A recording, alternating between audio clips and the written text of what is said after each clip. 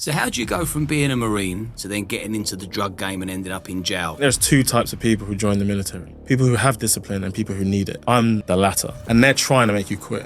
Intellect, athlete, patriot, gangbanger. They would sometimes take the piss out of me because I wouldn't carry a knife. I was done for 50 kilos, right? One of the parents opens it for the kids and a brick of Charlie falls out. The government, the police, they're so worried about civil unrest that they do things that they probably shouldn't to silence people. How did you end up living with Tommy Robinson for a month? If your job is to not let Tommy Robinson be a bigger figure, pushing against him is the wrong thing to do. The interesting thing is I'm quite worried about saying that I know Tommy Robinson, but no one bats an eyelid if I say that I'm friends with murderers that I met in prison. What did it feel like when you got sentenced to 10 years?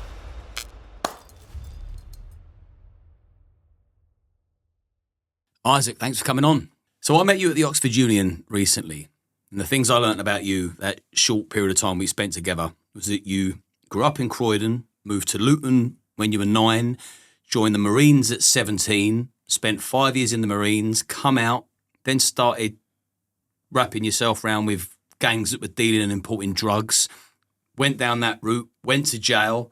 You've lived with Tommy Robinson for a month, and now you're going to become a journalist. So there's a complete arc in your story and some ups and downs, and I just thought this is going to make an interesting story. Sure. So your parents, your dad, was he a military man? He was in the Danish army, yeah. So my dad's Danish, yeah. Okay, so skim through your childhood and sort of what moulded you to become the person that wanted to join the Marines at such a young age. 17 is young. Yeah, it's very young, yeah. So yeah, go from the beginning. Yeah, so like you said, I was born in Croydon, like the Croydon area. Sort of, my memories of that are hazy as I was young, but I grew up in Luton for the most part. I was in Luton before I'd got to high school, put it that way. And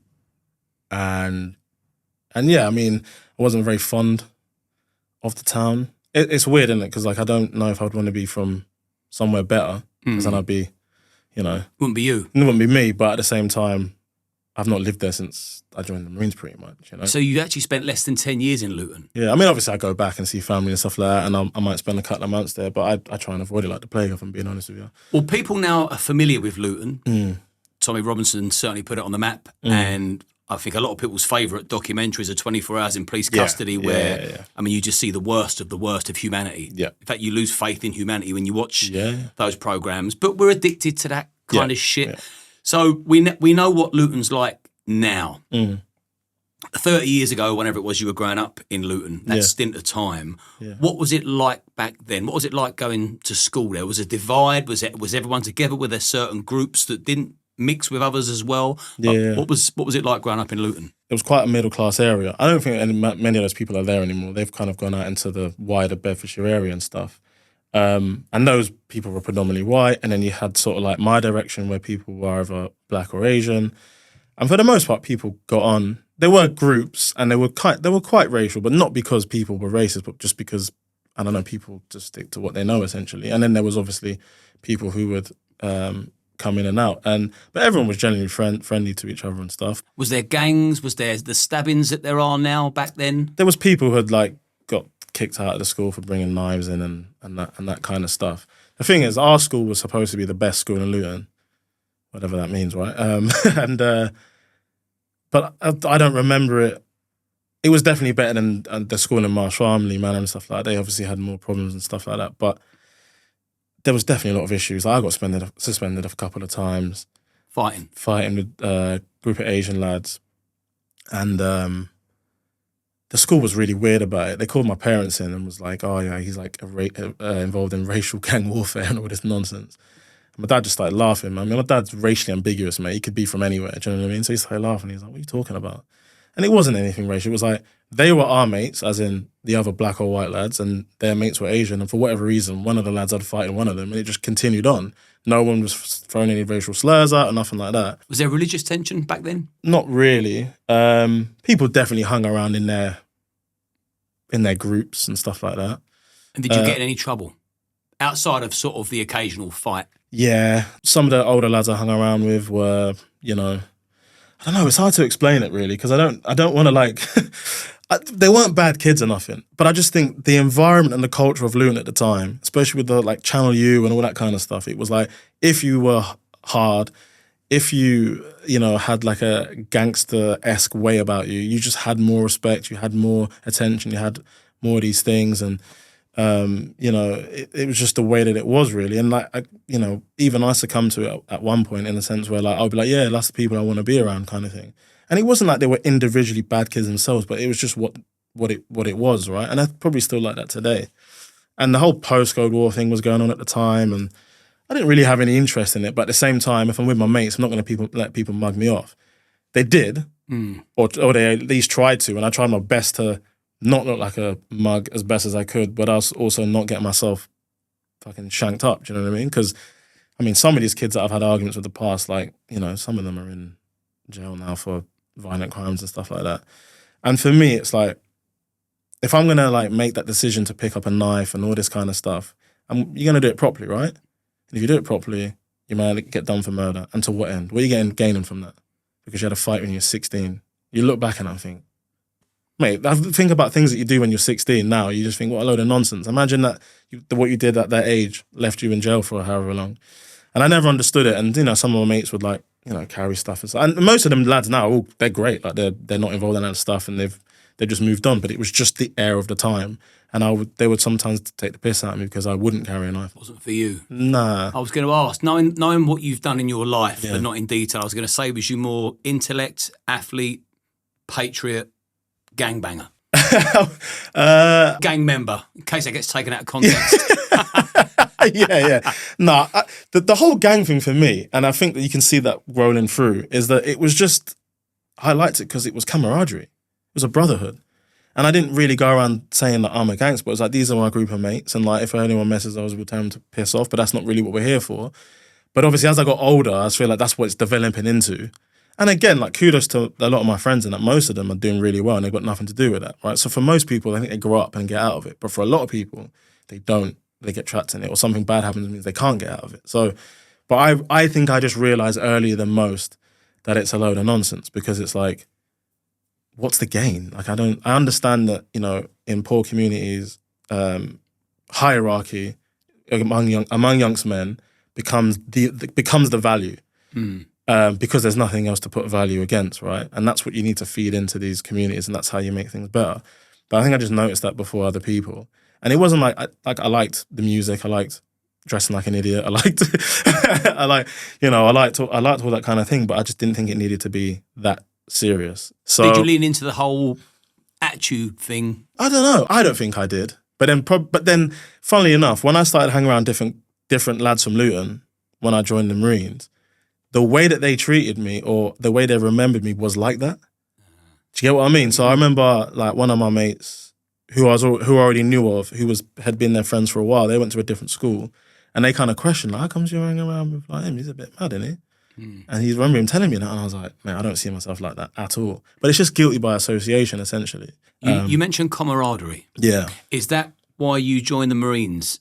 I think I just got disenfranchised with my entire environment. When I joined the Marines, I pretty much reinvented myself, the way I spoke, the way I dressed, which I think was probably a mistake looking back, because you don't need to, like, contradictions are okay. Like, personal contradictions are okay. You can be one thing and be another, and it might be a contradiction on surface level, but it's part of who you were, where you came from and whatnot. But I just got so disenfranchised with what was going on. Like, people I knew were getting into altercations of violence and that kind of stuff. And it wasn't like a fear, like, oh, if I'm going to be in dead or in jail. I'm not going to sit here and say that it was complete and utter jeopardy, and if I hadn't left Luton, I would have been absolutely fucked. It just isn't true. But I knew it wasn't the environment I wanted to be in. And Luton doesn't offer, at least what I could see at the time, anything else. It's not like I live in, I don't know, in London, in a shithole in London, but next door is Kensington and then there's opportunity. Like, it's just what it is. You know what I mean? It's just Luton. There's not really much else to it, right? But at least when I was a kid, there was a culture of people who knew each other, and they would go out in the town and all that kind of stuff. But that's kind of gone now. Like, that's all gone, and that's kind of what we had left. Maybe like the football club is probably the only thing. So you probably had the better time in Luton compared to what people are going through now. 100%. But it was still very problematic. It was still definitely very problematic. There was still, I mean, you can just like Google, crime in Luton in the 2000s. There was still stabbings and murders and, gang warfare going on and all that kind of stuff. Why do you think there is so much murder and sky-high crime in Luton? It's just a really poor place, and it's not being looked after. Like I don't know. I think community in places like that is more important than anywhere else because you have nothing to lean on, and I just don't think it's been done in the right way. Do you think there's too many different communities crammed into one place? My opinion is that it can work. We're just not doing it in the right way, and I think it has worked. But as we've kind of progressed and media is faster and quicker and opinions are more controversial and operate at much higher speeds, it's ended up sort of creating more of a gap between people. But my personal opinion is the issue is that we're looking at it in the wrong way, because you will find common ground with almost anyone anywhere in the world. And if you look at Luton in general, you have more in common with your next door neighbour from whatever background than you don't. So, for example, economically, you're similar, the way you talk, the way you dress, the schools you went to, your experiences because you live in the same town. You're all working class, that kind of thing. The only difference is the way you look and maybe what religion you are. But they aren't the most important things about somebody. But society these days tells us that it tells us that it is. Identity is the foremost thing you should worry about. You know, what colour you are, what race you are. And for me, it's not always. It is in some respects, but it's not always the most important thing. There's a deeper level to like the human condition that we can all band around, which will help sort of, I guess, multiculturalism, which is what the question come into it. But I think other places where it's worked is because they band around a single thing, and it's they're proud to be British or English or whatever it is, which doesn't have to be sort of in lieu of what else that you are. You can be proud to be something and be something else, right? Like, mate, there's not any British blood coursing through my veins whatsoever. My dad's Danish and Egyptian. My mum's, she was born here, but she's from Caribbean descent, right? And I'm absolutely proud of all of that. And it definitely set me apart and different to other people, which I like. But it doesn't stop me being proud of this country. I mean, someone asked me the other day, it's like, well, how come you're so proud? You're not really British, are you? I was like, well, I've never lived in Denmark. Well, I did actually live there for a year when I was a child, but that's not what my memories are. My memories aren't of St. Kitts, which is an island in the Caribbean. My memories are of here, right? And the thing that we think is different. So, for example, people will be like, you know, I was brought up in a mostly black family because my dad was pretty much the only other person who wasn't Caribbean in my like immediate family or extended family that I experienced here. But all that experience, albeit black and Caribbean, whatever else, that's still a British experience, isn't it? And I think they've been here for long enough that you can say that's part of the British consciousness. I think if you think about it, we can be really negative about the racism in this country that still exists, but we could also be positive about how a lot of, for example, black, Caribbean and African communities have come here and flourished and assimilated, and to the point where a white English kid from nowhere near where they're from is happy to say wagwan when they're greeting one of their mates. Like, it sounds ridiculous, right? But that's a win, is it not? Like, that, there's something in that, like, to the point where our culture has influenced British culture in itself. It hasn't changed it. It hasn't forgotten who we are. But I hear people all the time, white people all the time, saying, I'm not proud to be British because this, that, and the other. And I think maybe Britishness is taught wrong. There's things that, mate, there's every culture and country has done terrible things, all of them, right? And people can say it's worse or better, but actually context matters. So that's a silly argument. But there's also great things that Britain has done in general. Well, you must have felt proud of Britain to want to fight for the country. So talk to me about your experience in the Marines and as a Marine and what you learned by being in there. Yeah. I mean, look, patriotism is a great driver when it comes to warfare, which is why countries and societies have used it for thousands of years. But I think there's something underlying under that, like an undercurrent happening within people who want to join up. And it isn't just patriotism. I think they're also looking for something else. And I think that's like brotherhood, camaraderie, thrill, excitement, adventure. I think those things all have to coexist. I think just patriotism alone, without jeopardy, doesn't work, right? So you'll find it difficult to get loads of people to join up if there's nothing to fight for specifically, right? Like, for example, during the Second World War, people in their, hundreds of thousands, if not millions, came forward to volunteer, people who had never considered before, because they were patriotic and there was jeopardy, there was something to fight for. It's a bit different these days. The jeopardy isn't so large. No one's going to come storming your beaches. So you need to attract people in different ways. And I think what I found in common with the lads left and right of me or whatever was the fact we all obviously chasing something greater than ourselves. We're chasing brotherhood, camaraderie and excitement. We now greet them on the beaches, furnish them with hotels and food and PlayStations and iPhones. Well, yeah, we have different modes of different transport. Yeah. I think some hotels they're being fed grapes. Just a rumour. Yeah, so Marines. Yeah, Marines. Yeah. So and you get that in droves, like. Well, grapes. No, definitely not. You get actually the food and training wasn't too bad. It wasn't too bad. After the fact, it's pretty bad. I mean, you eat like 5,000 or 6,000 calories a day. You got to eat when you're a recruit. Oh, really? Yeah, make your plates like that, and you eat in 5 minutes because that's all the time they give you. So you're pushed to your physical limit as a Marine. You push to your physical limit, and that's the thing. And did you cope with it mentally? Because some crack, didn't they? Yeah, and they just leave. So, like, obviously, when you think about how people fail in the Marines, it's literally choice. Right, and the training is designed to push you, especially at the start, and they're trying to make you quit. Like they're playing with your mind, right? It'll be really cold, it'll be freezing. You got sand in your ass crack. You can't feel your toes or your fingers. All your body's cracked or whatever. Someone's messed up, so now you're doing press ups in a puddle.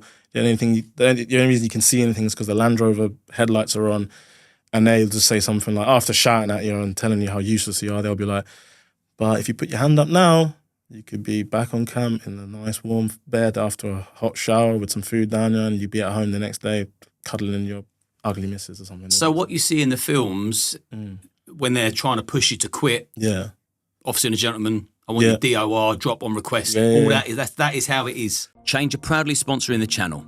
They're the UK's #1 e-commerce mentoring program, taking you step by step through building your own business with no experience needed. I've seen their members make life-changing money and free up real time to spend with their families. Success doesn't happen overnight. You've got to put the work in. The more you put in, the more you get out. What really stands out is their community. It's ram-packed with like-minded people who genuinely support each other. You get one-on-one training, online courses, and group seminars, so you're never left on your own.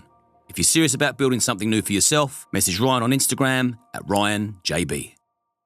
For the first probably few weeks, yeah. For the first few weeks, they want to see who really wants it. But then once you start looking a bit more like a soldier, it chills out a bit. And it has to, because it's so intense. Like what you're learning, what you're training, it's a week on, week off exercises, then you got a whole week of lectures, and it's just extremely intense and everything hurts. You're always tired. There's just no need to do that because the intensity is always there. You will quit if you don't want it bad enough at that point. That will happen. And how quick did you take to military life? Slowly, mate. I think I focused so much on the physical. Like, I don't think I failed anything physically, apart from we did like a 7-mile load carry that I had to do a rerun of. Other than that, I didn't really fail anything physically. And there's physical tests almost all the time. What really got me was the exercises. You're cold, hungry, tired, constantly moving, constantly on your feet, constant blisters, constant pain. Then having to learn everything at the same time. It was too much for me. At the start, I was almost, I can't do this. Did you almost quit?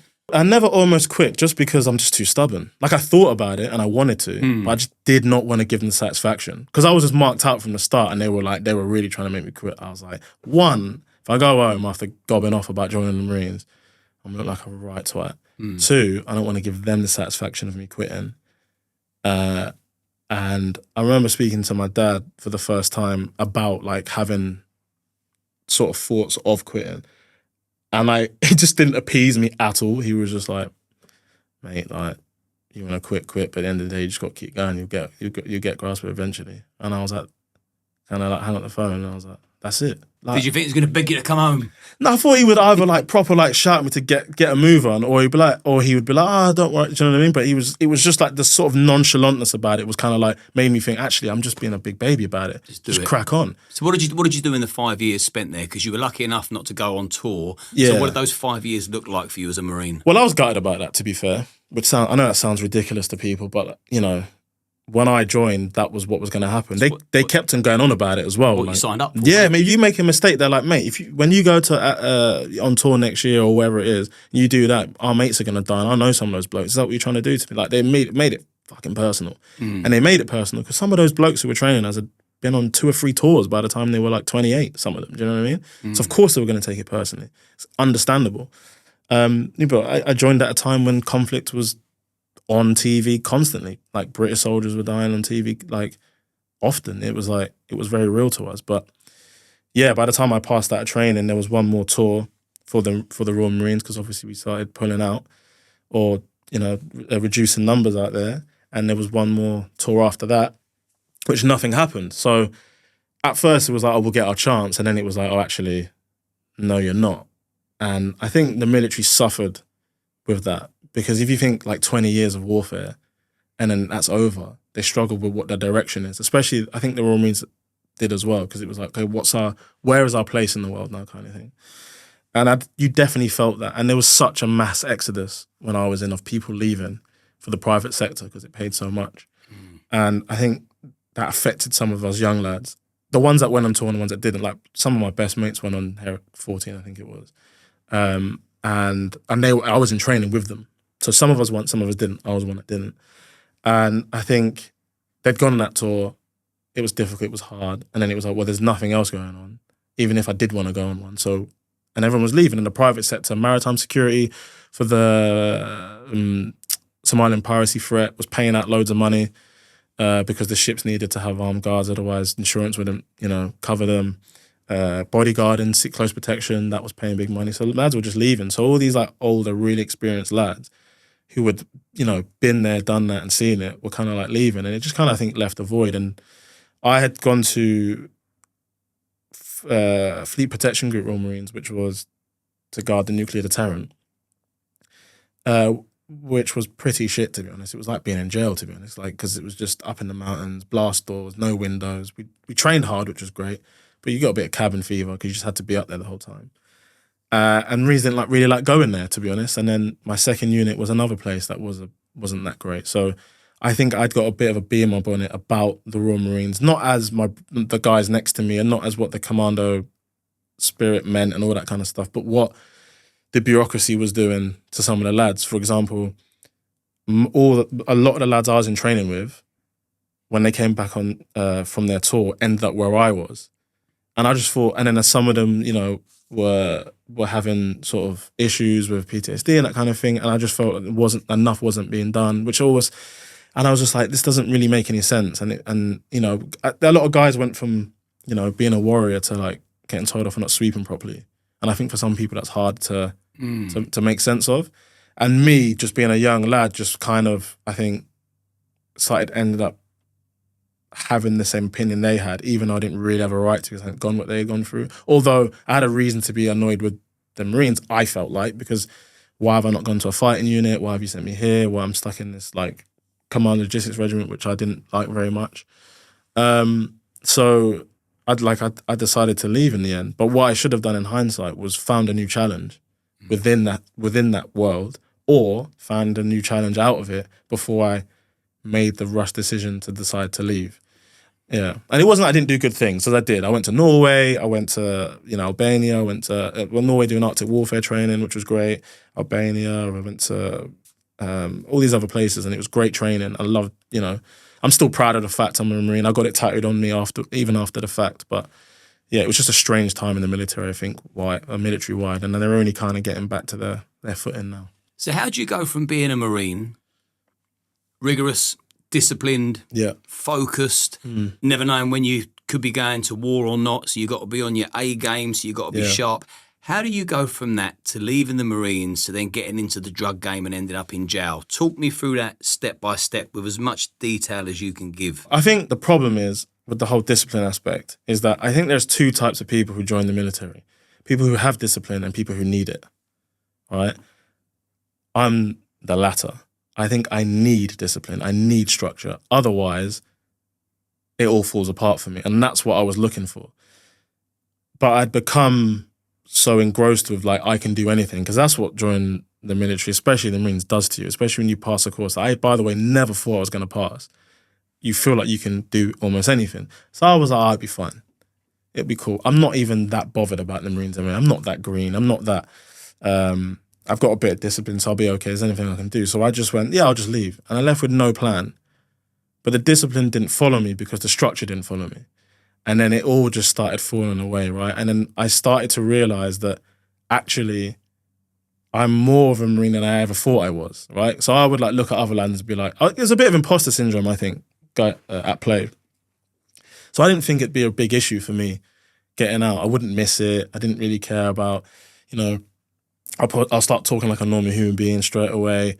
But it was the complete opposite. I was very aware that lads struggled when they left. But I thought it was only the lads that went on tour. It was only the lads that had PTSD. And don't get me wrong, they do massively. But I think what's often not spoken about is the fact that it isn't just about PTSD. It's about losing. There's like a grieving for this really intense, thrilling thing that you do with lads that you will never forget, that will be your best friends forever, that understand you in a way that almost no one else will. And when that all disappears, whatever underlying issues or overlying issues you have, they start coming out, right? So I was like, well, I'm not going to have any problems because I never fired a shot in anger. But I started to, right? And I lost my way essentially. And I was getting jobs, but I couldn't keep them because they were just awful, boring. Nothing gave me a thrill. I was back in Luton for like 6 months. I hated that. So then I was looking for quick fixes because nothing else was really working. I think the problem is I was looking at it like I want something that gives me something the way that the Marines gives you, but that's not going to happen. So you need to be realistic or find that thing. So I ended up moving up north because I knew, up Liverpool way, because I knew a lot of lads from Manchester and Liverpool from who I'd served with. And a lad I'd served with was, when I talk about criminality and that, I don't necessarily give too much detail because there's other people involved, but I started being around it and it was money to be made. It's thrilling. I was curious. I thought I could do anything. People generally from a first impression tend to like respect me. So I feel like, yeah, this is something I could do. The people I'm familiar with are doing it. It's not alien to me because I'm from Luton, so I know people already in it. I've seen it before.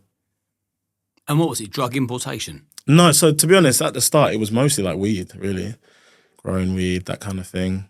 Getting rid of weed from one place to the other, making drinks here and there. And that continued for years. The importation thing was actually such a short snapshot of it. So yeah, I was committing crimes for quite a while. But in my mind, it wasn't that serious because it was weed. But there's still serious things that happen around me. And there was quite a bit of it. We were growing ourselves and that kind of stuff. Did you progress from weed, though, to the white? Yeah. So it was like a progression thing. But it was such a short period, kind of. But essentially, a window of opportunity opened up, which was this particular conspiracy. And I was, trusted enough and stuff like that to sort of give a helping hand. And what I would get from it seemed to be reasonable. I'd get a seat at the table when I needed it, that kind of thing. What was the details? You don't got to give anybody else's name away. What was the full story? So through different connections and whatnot, we just had made friends with some Moroccans from a European country, essentially. And yeah, we just ended up sort of going over there.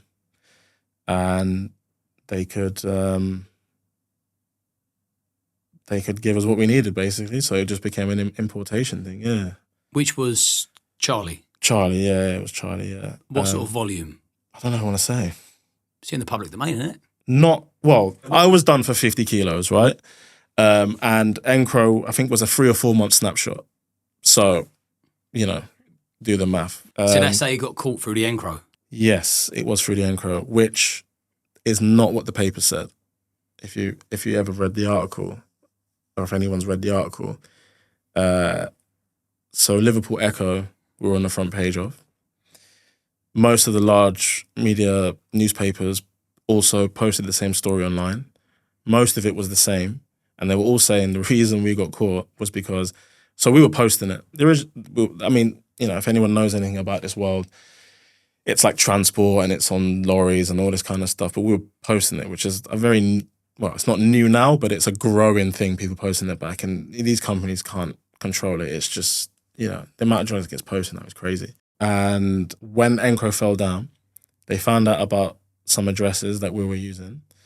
So the police obviously made these raids.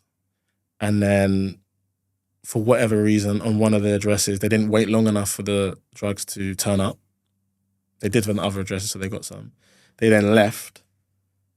I saw it happening from a distance. I obviously didn't return for a long time. So the TPD driver turned up and then delivered it next door as they do. And the next door neighbours had it for like a number of months. And then once they realised no one was coming back, they opened it and it was disguised in Lego Duplo. Like for kids, it even had like a bits of like large Lego on top of it. They decided to re-gift it to like their niece or their nephew or something like that for their birthday. And yeah, I don't know how, I imagine it like this. They gifted it to the kid. One of the parents opens it for the kids and a brick of Charlie falls out. Like a whole entire brick. And then they realise there's 5 other ones at home. The story is that they told the police about it. And yeah, I found out about that when I was already in prison. And it happened because they made the raid and didn't wait for it. But in the paper, they made that was the reason that we were arrested. We're the dumb criminals who thought that they could import drugs. They couldn't even be bothered to turn up for, I don't know, a 250 grand, whatever it was, 300 grand at the time, parcel of drugs. And so it got delivered next door. They didn't try and find it for 6 months and then somehow it gets, which is just ridiculous. And it's just pure sensationalism. So they ran with that story, even though the only reason they even knew about the dress in the first place was because of EncroChat. So our only mistake was using EncroChat, which, by the way, if you didn't have EncroChat in that time, like no one would work with you. That was kind of like not your way in, but you needed that. Do you know what I mean? What did it feel like when you got sentenced to 10 years? I was over the moon because I thought it was going to be worse. Yeah. Really? Yeah, because my barrister was like, I said, best case scenario, he said 9 on a good day. Worst case scenario, I think he said like 12 or 13 or 14 or something like that. I can't quite remember. So obviously you just expect the worst and hope for the best. So I was thinking I'm going to get like a 13, 14 here. And I ended up getting 10 years. And I just broke it down in my head, just, compartmentalized it like I did basic training. Always look as far ahead as you need to. And I was like, all right, cool. So that's 5 years. I found out that with 3 years left, you can go to DCAT. So I had like 18, 19, 20 months till DCAT. So I just had to behave till then. I'm going to go to a new jail, blah, blah, blah. Get a job there. I always worked in the gym, the job that everyone wants. So I did well there. I trained like a maniac. I was fit as a fiddle. Started learning stuff, started education.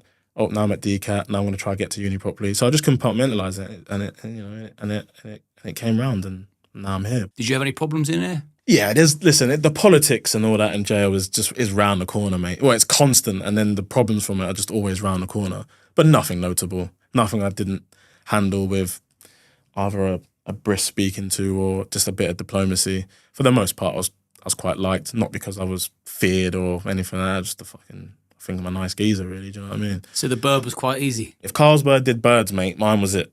Really? Yeah. The jails I went to H&P Berwyn, Alt Course, compared to your Waltons and your Strangeways and Forest Banks and Bedfords and Pentonvilles, nothing compared. And you just educated yourself the whole time? Pretty much, yeah. That doesn't mean to say that there wasn't bad things that happened. I mean, the alarm probably went off every day, but Berwyn's like 2,000 prisoners, you know what I mean? So, yeah, there were people who were up to no good, and yeah, there were, drugs being sold, and it was jail, but like, in comparison to other places, there was still gripes. Like, I hated the officers for the most part. I just thought they were just bullies and like manipulators, and they didn't really give a shit. And did you clash with anyone in there? Clashed with the officers of quite a few times. I only clashed with lads a couple of times, but it wasn't really about me. It was kind of not letting people take the piss out of people who, not couldn't defend themselves. But the problem is you show a bit of weakness in jail and people will just jump on it because everything is of value, right? So if you've got something that people want and you give them a window of weakness, they won't jump on it by just like straight punching in the face, but it's like a incremental thing. And then when they realise they're safe enough to be a twat about it, they will.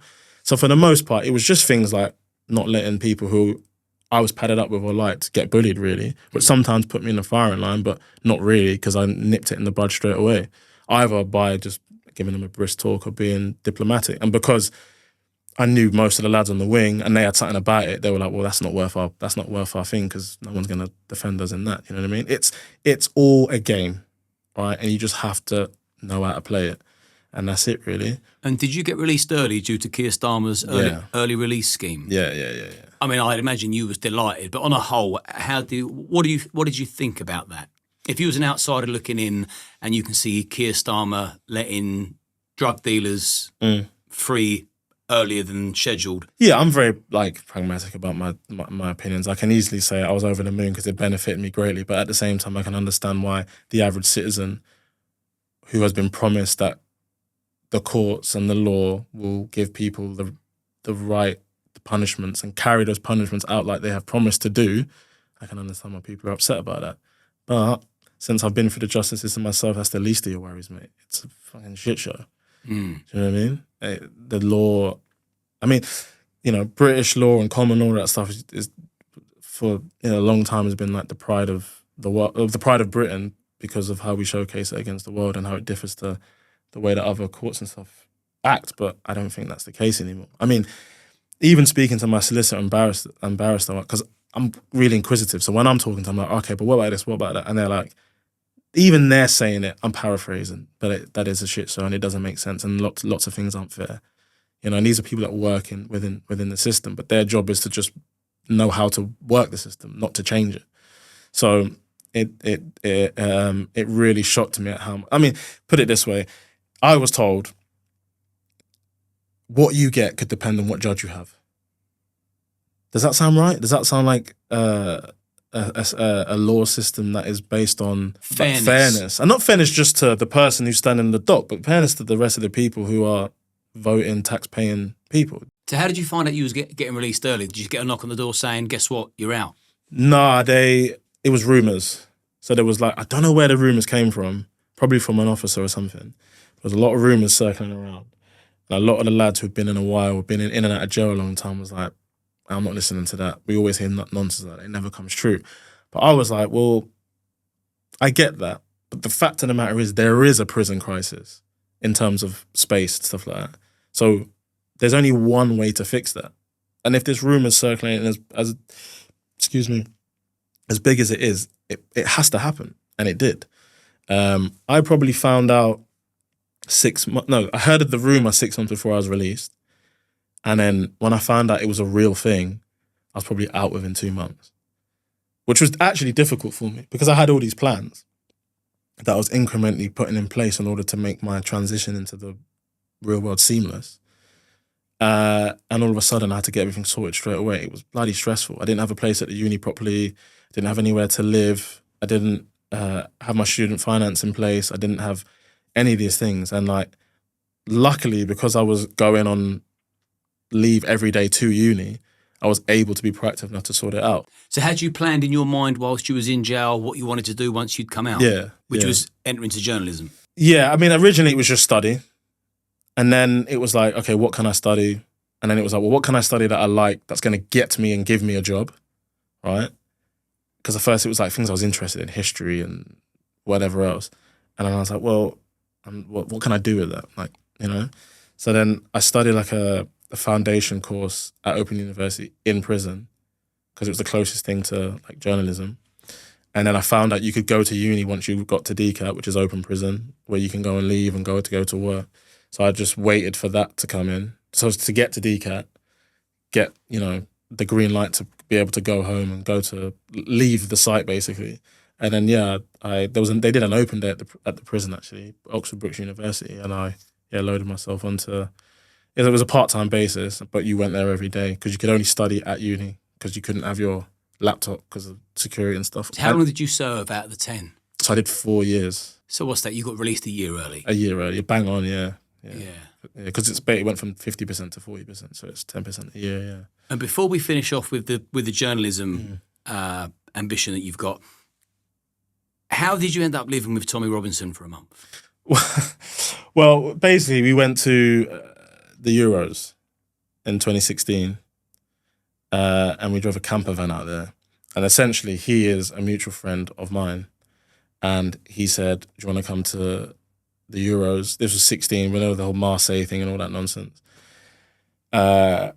And I was, mate, I'm always up for an adventure, you know what I mean? I like footy, so I was like, yeah, sweet, let's go. And Tommy was the other friend that he was going with, and we drove there in a camper van. That was pretty much how it happened. I mean, I've known who he is even before, obviously, you know, the rest of the country did because I'm from Luton, but that was how it happened. Did you have any preconceptions of what he might be like before you met him? Yeah, because again, like a lot of the lads I knocked about with, I mean, everybody knows who he is. You know what I mean? Like whether you're white, black, or Asian, like you're aware of who he is. I remember seeing him outside Boozers when I was walking through town and stuff. And a lot of the lads that I'm friends with knew him because they're from that part of Luton, like the part of Luton that he's from. And did you, once you spent some time with him, did you see him as the racist that the mainstream media has perceived him to be? I don't think I ever saw him as how the media portrayed him to be. I mean, we just spoke about how the media portrays things in terms of my story, right? So I'm always dubious about anything that's said about anyone at any point. And because I know the story of how the whole thing started, if you're from Luton, right? It was the Royal Anglians marching through town and all that. And, you know, and then, you know, people were sort of protesting against them. And then that's how the whole kind of thing started. So I was aware that, like, what he was essentially defending was the British military's right to march for a town where all the lads come from, which is something that I would also agree with, right? I also know that Tommy Robinson has grown up around in Luton and around black and Asian people the entire time. And at that point, before that thing happened with the Royal Anglian, he was never a race. Mate, there's lads I know, like older than me, who are black lads and stuff that were his friends, and I knew them to be his friends and stuff like that. I mean, you could argue he's prejudiced against Muslims particularly. He'd probably admit to that, to be honest. So, you know, but the whole racist thing, I mean, what is a racist? I mean, like, what's the definition? My definition of someone who's racist is that someone who's prejudiced against somebody for their race, which is a genetic code, right? Religion isn't a race, is it? Or think that the colour of their skin makes them more superior than you because you've got a different colour of skin. Exactly. Yeah. Have you ever witnessed any of those signs with Tommy? Honestly, no. No. But this isn't, mate, I will defend or offend anyone in the name of truth, and I've never seen that, no. And what was the month like with him? Maybe just having a laugh like I do with any of the lads from Luton, yeah. Just a normal bloke? Just having a laugh, yeah. And what are your views on him? I think any man or anybody can look at somebody who takes what they believe and defends it to the utmost as something that's noble, right? Regardless of whatever it is. And it's obviously not been easy. But I don't always know if he's going about it the right way, in my own opinion. But we all make mistakes, right? I think the thing I like about anything he's ever said, and the problem here is, I don't actually watch anything. Like, I know the guy, so I'm not really interested about the videos he does and all that kind of stuff. Like, mate, I'm too busy living my own life. I just know him as the bloke that I met and the name that I knew he was before that point, right? So really, I don't even know that much about it other than the fact that I'm from Luton, right? But I know that he is championing sort of like British values, patriotism. And patriotism for me, I think for a lot of people means nationalism, but that's not what it means for me. Sort of a lost and broken sort of working class that hasn't been represented by anybody, including the left that's supposed to represent them, because that's what they're created for. And he's like trying to be a voice for that. And I see issues with that. I see a lot of sort of white working class people who, for maybe a fault of their own or not, have issues that no one seems to care about, right? My belief is that all working class people probably have the same issues and should probably come together and have a conversation about what the next move is, right? That's my own opinion. But I don't know how useful the whole Muslim argument is in general. I'm not saying that there aren't issues. I'm not saying that there's a theological argument or whatever else. I just don't know if that's what he should lead with. Not because whether things that he's saying is true or not, I don't know if that's the right way to get people on board. But I do think another issue is with any person who is a public figure and controversial on any side of the coin is that the state, the government, the police, they're so worried about civil unrest that they do things that they probably shouldn't do and allowed to do to silence people. And I think that's a far more interesting story about him than any of the other stuff about, you know, what he believes about Muslims or what he believes about that group of people. Because essentially, I think that division has been helped. That like people like, you know, Andrew Tate, I know they're different problems, but Andrew Tate, Tom Robinson, they exist not because they came up with the idea. They exist because there's a material problem within society, and they are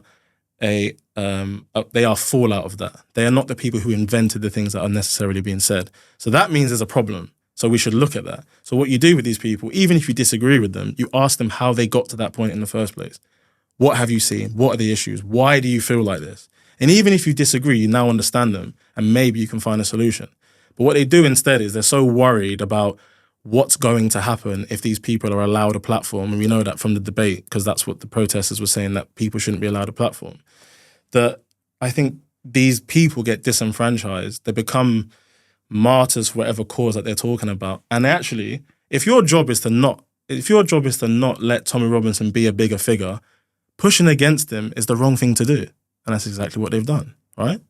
So I think that there's a massive conversation to be had around all of these things that we're not having. And it's like even the debate the other day, as interesting as it was, and as funny as it was at times and that kind of stuff, I don't know if that's the right debate and the right style of having these conversations. This, just for people watching and listening, this is the Oxford Union debate that you're talking about. Yeah. And what the debate was, should the West be suspicious Of Islam.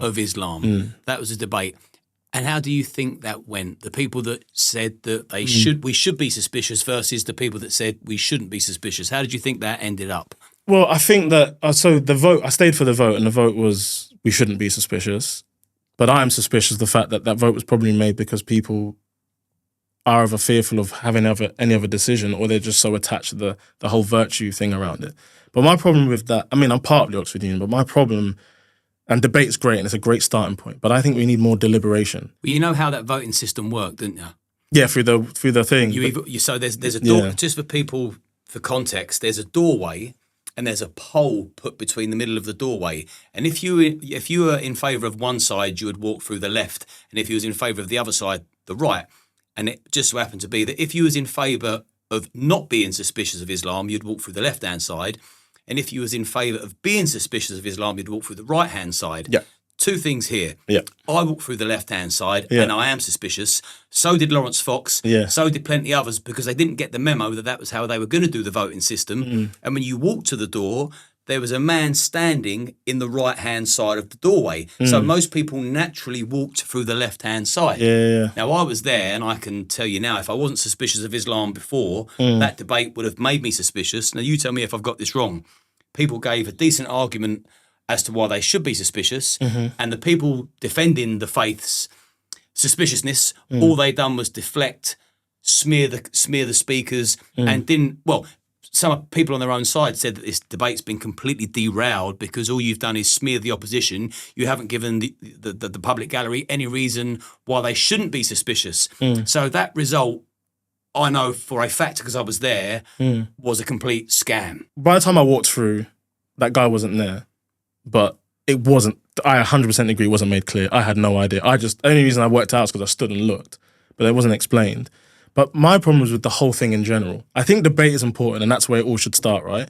But the problem is that what is a debate about? It's about winning, right? And if you're a good orator or a good debater, even if in factuality or in real time you're actually wrong, if you're good at an argument, you can beat almost anybody, right? And that's the problem with the debate. It's based on winning, not based on deliberation or finding a solution. So Lawrence Fox stands up, or whoever, and they make their argument, but the next person that stands up doesn't answer to that, right? The only time you get to question the argument is a point of information, they called it, where you'd stand up and say point of information, but you can knock that back. So while it's great that free speech and whatever else is won there, what was the solution? okay, so now some people disagree or agree, but I think deliberation needs to come into play, right? It's like, okay, so you've said this about Islam. What's my comeback, right? Because I don't believe any of those people there on the opposition were bad people or bad Muslims or whatever.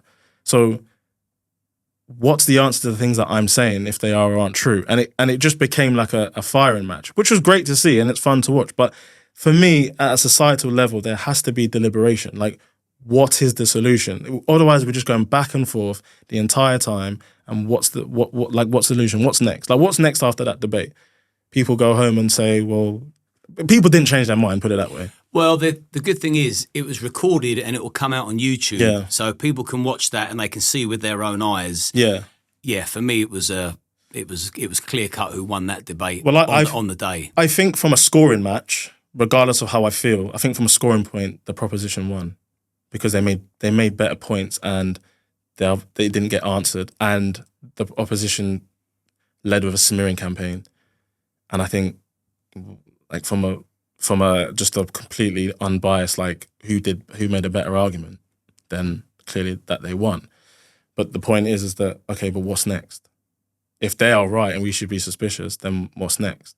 Because I don't think the people we should be suspicious of were the people sat on the opposition side.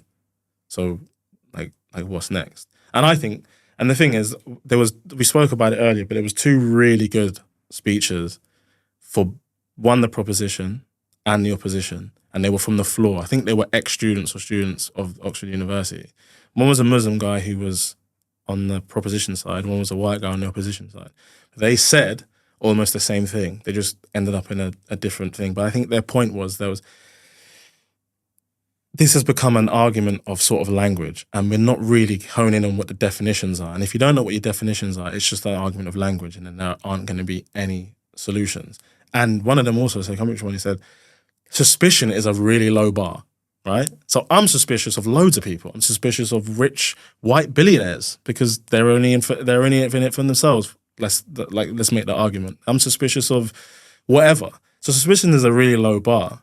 But I think in the consciousness, it was like, oh, if I'm suspicious of Islam, I'm racist and hate Muslims, right?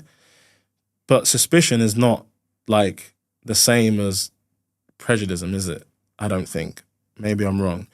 And I think that wasn't really what it was about when the debate actually started. It became being about like, are Muslims bad or are they good kind of thing? And the proposition's main argument was a theological argument. So therefore, the pages in the Quran, they were reading it out and saying, well, what does that mean and that kind of thing. I think the theological argument is important because if it isn't important, that means that the progression of the West isn't because of the changes and the reformations in church, right? So a lot of intellects and historians would say that the West has got to this place because, Reformation, it's probably Protestant, I can't say that word, Protestantism, and like reformations in the Catholic Church. The ability to go, okay, yes, we're Christians, but that kind of needs to be changed, whatever. And in Islam, they pride themselves on things not being changed, which I understand. I understand why that's like preservation of something from a long time ago is obviously valuable. And that argument matters, in my opinion, but it doesn't matter as much as what the proposition was saying. So, for example, Tom Robinson, Lawrence Fox, that was like their whole argument. But I don't think that is the entire argument. I think there's way more to it than that. There's the different cultures within Islam. There's space that we've been given to progress at a different point. There's bad foreign policy, which definitely hasn't helped. And also, the book doesn't have to change for the culture around something to change. And I think most people would agree, the majority of Muslims don't look at the Quran and go, well, I'm going to do bad things. I mean, the Old Testament had some of the similar stuff, right? But obviously there has been left a vacuum in place because of how the world has become, where they have used that to do bad things. But I think for the most part, most people understand that interpretation matters and it can mean to you what you want it to mean. But I would have liked to have seen them answer the direct questions about, okay, so it does say this. Why does it mean something different to you? And if one of those people said it means something different to me because of X, Y, Z, and that's why I'm not doing bad things, then how do we spread that message to the people who are reading it in that way? Islam is not the only and the first ideology to be used to do bad things, is it? So I think we can learn from other things as well. And I think controverting the theological argument and bashing the thing itself just creates more division. Division. Even if that's right, and I'm not saying it is it a helpful argument? I don't know. And that's where I kind of stand with it. And I could be wrong. I don't have all the answers, but I would like to have a conversation with someone, not a debate. I mean, there'll be debate amongst it and you would have to challenge each other. But the point is to find common ground, which I think somebody on the proposition did say at some point, to find common ground, but it kind of disappeared very quickly. And it became like a shooting match between the two, which was entertaining to watch, don't get me wrong. But well, I'm not going to say in fact, I'm not going to say anything. I'm going to let the comment section have fun with what's just been said there. yeah, But I tell you what I am suspicious of. People that work for The Guardian. So the final question is, you want to become a journalist? Yeah. Who do you want to write and report for? Yeah. And why? And what does the future hold for you? So my article was published in a magazine called Prospect Magazine. They advertise as a centre magazine, so they don't lean either way. Anyone can read that and deduce whether that's true or not. When I was there, the editor was a guy called Alan Rusbridger, who was the ex-editor of The Guardian, who was there for a long time. And I don't hold really any particular political view. I think party politics is probably on its way out. I think that each problem needs its own special solution. I think the problems of today are exacerbated by such divisions. And I will work for anybody that allows me to say what I want to say as truthfully as possible. Prospect Magazine allowed me to do so, even though, it's about a criminal, it's about, all these other things, which I respect. And I will have a conversation with anybody at any point. It doesn't matter who they are, and be respectful about it. So I think if I work for mainstream establishment that gives me some level of authority, will I continue to be there forever? I don't know. I mean, there's a massive question mark on my life in general about how things are going to go. But I just hope that I am allowed a space to just talk about issues and try and find solutions and use my own lived experience as a way to explain that. I've seen behind the curtain, behind worlds that most people haven't. I've seen, I've been in the military. That's something that people, aren't very sure about, don't understand. And I'm not here to say that it's the best thing ever and there's not anything bad about it, because there is. The same with prison. I could go on about that all day. The same as controversial figures. Like, if somebody treats you well and for whatever reason, but they hold their own values, that doesn't mean I can't be friends with them. The interesting thing is I'm quite worried, right, about saying that I know Tommy Robinson, whatever, and for whatever else. But no one bats an eyelid if I say that I'm friends with murderers that I met in prison. Do you know what I mean? And it's like, mate, he knows this. Tommy Robinson knows this. I mean, look, when I said, mate, when I saw him at the episode debate, that's the first time I spoke to him in absolute donkeys, mate, like probably 6-7 years, right? But if he says something I think is ridiculous, I'll tell him, and guess what? He'll be the first person to just have a conversation with me about it. That's what I value. And I just think the world needs more deliberation. And if that can be something that I can help bring along, then I've done my job. I'm obviously not in this for the money, because journalism doesn't really pay that well. If the Telegraph and the Guardian both headhunted you and both gave you a job at the same time, what newspaper would you accept? Well, I mean, there'd have to be a conversation, wouldn't it? I'd say to them, this is the conversation. They'd have to allow, I'd say, I'm going to write about this and pitch that stuff. Would you allow me to do it? I actually think that the Guardian probably would give me a bit more freedom. And do you think the Guardian prints the truth all the time? I think mainstream media is flawed in general, really. That doesn't mean I wouldn't get involved in it, but it's just that the problem is that it is somewhat binary or very binary. They have masters to answer to. They are stuck in whatever belief system they have. Mate, put it this way, it happens in my life. I have mates on the extreme left, the extreme right, and all the way in the middle. If I speak to my right mates and have a debate about them, they think I'm the most leftiest kind of out there, right? If I speak to my mates on the left, they think I'm like some alt-right maniac. You can't win because everybody is so entrenched in their ideas. And that's what I want to get away from because that's the only way things improve. And yeah, like I said, if I can use my lived experience to be like, Mel, no, I think you're a bit wrong there. And develop my lived experience and chase the stories, find out more and you know, not be prickly about it and just, you know, be interested and just learn, then I think it can be done. But I'm not going to do it on my own. When I need your help, no, I'm joking. Would you want me to put your social media links in the description? Yeah, of course. Yeah, So where can people find you? Instagram, X? Instagram, yeah, that's the main one. Yeah. The link you want in the description? Yeah, Instagram will be the main one. Okay, cool. I will put Isaac's Instagram link in the description. Give it a click, give him a follow, and see which way he goes.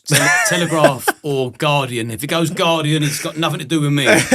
But good luck. Thank you very much. Appreciate it. Good luck, mate. Appreciate Stay it. safe, and may you live a successful life and don't go back to jail. No, definitely not. That's over with, mate. That's over with.